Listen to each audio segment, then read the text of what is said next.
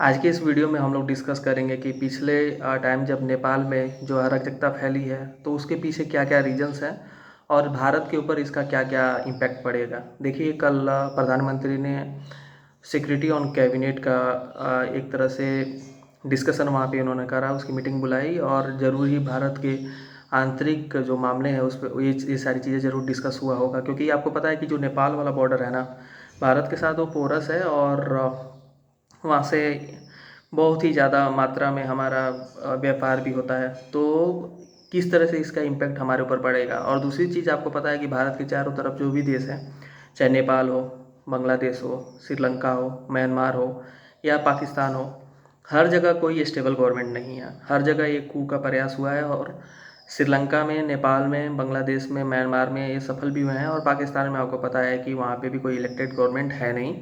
वहाँ पे भी जो वहाँ की इलेक्टेड गवर्नमेंट थी, यानी कि जो प्रधानमंत्री इमरान खान है, उनको जेल में डाला गया है और वहाँ पे आर्मी का कंट्रोल है। तो आपको आपको पता है कि नेपाल में क्या क्या घटनाएं हुई हैं पिछले कुछ टाइम में, जैसे जेनजी का जो आंदोलन हुआ और उसके कारण जो हिंसा वहाँ पे फैली हुई है। तो हुआ क्या था कि जो सरकार है ना, उसने सोशल मीडिया प्लेटफॉर्म पे बैन लगाया। उसके बाद जो वहाँ पे जो भी यंगस्टर्स हैं, उन्होंने बहुत सारे प्रदर्शन किए। उसके बाद काठमांडू में और अन्य शहर जो भी हैं, जो भी संसद भवन है, उसका उसका घेराव किया उन्होंने। प्रधानमंत्री कार्यालय और सरकारी जो भी इमारतें हैं उसमें तोड़ फोड़ वगैरह करी। पुलिस और सेना ने उस समय गोलीबारी करी और उसमें लगभग 20-25 लोगों की डेथ भी हो गई। बहुत सारे लोग उस समय घायल भी हुए इस चीज़ में। तो उसके अलावा रबर बुलेट या जो भी आंसू गैस, जो वहाँ की पुलिस होती है, जो प्रशासन होता है, उसने इस्तेमाल किया। तो ये सारी चीज़ें हुई। उसके बाद प्रधानमंत्री का काफ़ी सारा विरोध हुआ, तो जो के पी शर्मा ओली जो हैं, उन्होंने तुरंत इस्तीफा दिया और वो उसके बाद वो सीधे क्या है कि दुबई चले गए। फाइनेंस मिनिस्टर को या वहाँ पे जो है पूर्व प्रधानमंत्री को सड़क पे दौड़ा दौड़ा के मारा गया। तो ये सारी घटनाएं हुई, ठीक है। और अभी जो है, जो प्रदर्शनकारी हैं, उन्होंने पूर्व न्यायाधीश जो सुशीला कार्की जी हैं, उनको अंतरिम प्रधानमंत्री बनाने की मांग कर रहे हैं। और वहाँ की जो सेना है उसने इस चीज़ को एक्सेप्ट भी कर लिया है। तो अब सेना ने क्या हुआ कि जब इतना सारी चीज़ें हुई तो सेना ने टेक ओवर कर लिया है। और जो भी जेनजी हैं उनका और सेना के बीच में एक तरह से डिस्कशन हो रहा है कि आगे की क्या रणनीति होगी, आगे कैसे चीज़ों को लेकर के लोग जाएंगे। इस बीच एक और जो महत्वपूर्ण घटना घटी कि वहाँ के जो जेल हैं, वहाँ पे लगभग 13,000 से अधिक कैदी लोग थे। सारे के सारे कैदी जो हैं वो जेल से निकल करके भाग गए।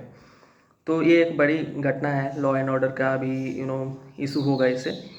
बट अब एक चीज़ आपको बताऊँ ना, जो कंधार हाईजैक हुआ उसमें भले ही पाकिस्तान के आतंकवादी वगैरह हों, बट वो लोग आए कहाँ से थे? काठमांडू के थ्रू, नेपाल के थ्रू ही इंडिया में उन्होंने इन्फिल्ट्रेट करा था, घुसे थे वो लोग, राइट। तो भारत का एक, आप देखोगे, भारत के मिथिलांचल या सीमांचल से नेपाल का बहुत ही पुराना हिस्टोरिक एक टाई है। दोनों के बीच, दोनों देशों के बीच जो कल्चरल टाइज हैं बहुत पुराने हैं। सांस्कृतिक विरासत जो है बहुत पुराना है, कोई आज का नहीं है, रामायण काल से आपको पता है। तो वहाँ पे एक प्रथा थी कि जब से वहाँ पे राजतंत्र गया, और राजतंत्र कैसे गया उसके ऊपर मैं एक अलग से वीडियो बनाऊंगा, क्योंकि कांग्रेस की गवर्नमेंट ने क्यों और लेफ्टिस्ट गवर्नमेंटों ने क्यों वहाँ पे हिंदू राष्ट्र को ख़त्म करके, राजा को हटा करके एक डेमोक्रेसी स्थापित करने की कोशिश क्यों की, उसको हम एक अलग वीडियो में समझने की कोशिश करेंगे। बट जब से वहाँ पे लोकतंत्र आया है, आपको पता है कि नेपाल जो है ना, अगर उसकी जियोग्राफी आप देखोगे तो दो देशों के बीच सैंडविच होकर रह गया है। भारत और चाइना जैसे दो बड़े देशों के बीच में वो एक सैंडविच बन के रह गया है। और उसके पास कोई भी पोर्ट नहीं है जहाँ से वो एक तरीके से अपना व्यापार वगैरह कर सके। तो उसकी डिपेंडेंसी है दूसरे देशों पे, भारत पे, चाइना पे। और चाइना में भी जो पोर्ट्स है ना, अगर आप देखोगे तो उसका ट्रांसपोर्टेशन का जो कॉस्ट आ जाएगा, जो भी गुड्स ये बना के बेचेंगे, उससे ज़्यादा तो ट्रांसपोर्टेशन का ही कॉस्ट आ जाएगा, क्योंकि कॉस्ट वहाँ से बहुत ज़्यादा दूर है। तो कहीं ना कहीं इंडिया के ऊपर भी डिपेंडेंसी उनकी है। अब आते हैं के पी शर्मा ओली पे। के P Sharma Oli last time भी आपको पता है कि कितना इन्होंने नाटक करा था। इन्होंने क्या नाम है कि भारत के जो इंटरनल पार्ट्स है, बिहार के कुछ पार्ट को क्लेम कर दिया था और बोला था कि ये नेपाल का पार्ट है। और उन्होंने वहाँ का जो संसद है उसमें इस प्रस्ताव को पारित भी कराया और पास भी कराया, राइट। तो ये कैसे एंटी इंडिया स्टैंड इनका था और कैसे ये दो देशों का एक तरह से अपने भौगोलिक स्थिति का फ़ायदा लेने के लिए दो देशों को ब्लैकमेल करते रहते थे कि भाई चाइना से कोई बात हुई तो भारत के साथ आ जाओ, भारत से कोई बात हो तो चाइना के साथ चले जाओ और वहाँ से पैसे लो, वहाँ से चीज़ें लो और अपनी सरकार को चलाओ। तो ये एक चीज़ आपको समझने की ज़रूरत है। फिर देखिए, अगर भारत के साथ इतने पुराने टाइज हैं तो वहाँ पे जो राजा थे ना, जब तक वो राजा थे तब तक भारत के साथ नेपाल के बहुत ही अच्छे संबंध थे। और अगर जो मोनार्की का अगर एक भी आदमी, मतलब राजतंत्र का कोई भी एक आदमी अगर वहाँ पे स्थापित होता है फिर से, तो भारत के साथ संबंध और अच्छे हो जाएंगे। और जो अभी जिनका सुशीला जी का सुशीला कार्की जो नाम मैंने बताया, जो चीफ जस्टिस ऑफ नेपाल भी रही हैं, तो उनका उन्होंने BHU में पढ़ाई करा है। और जो जेनजी है, मुझे लगता है कि थोड़ी सी ये जो आंदोलन है वो बांग्लादेश जैसा नहीं दिख रहा है। और यहाँ पे लोग सीरियस हैं कि देश में सच में बदलाव होना चाहिए। और एक तरीके से जो इतना सारा करप्शन कर रहे थे गवर्नमेंट में, 5-7 सेक्शन था जो हमेशा गवर्नमेंट चलाते थे पिछले बहुत सारे टाइम से, तो उसको भी चेंज करने का कोशिश कर रहे हैं वहाँ पे जो भी जेनजी या जो भी लोग हैं, स्टूडेंट्स और सेना के बीच में जो डिस्कशन हुआ है। अब भारत के ऊपर क्या प्रभाव पड़ेगा, देखिए सेम चीज़ यहाँ भारत में भी कोशिश की जा रही है, लेकिन भारत इतना छोटा राष्ट्र है नहीं।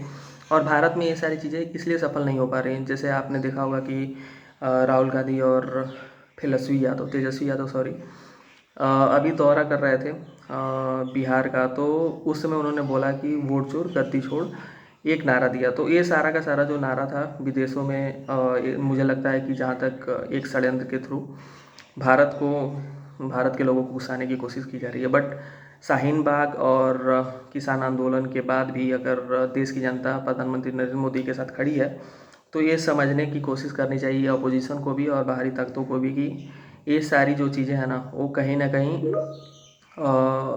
एक तरीके से सफल नहीं होगी।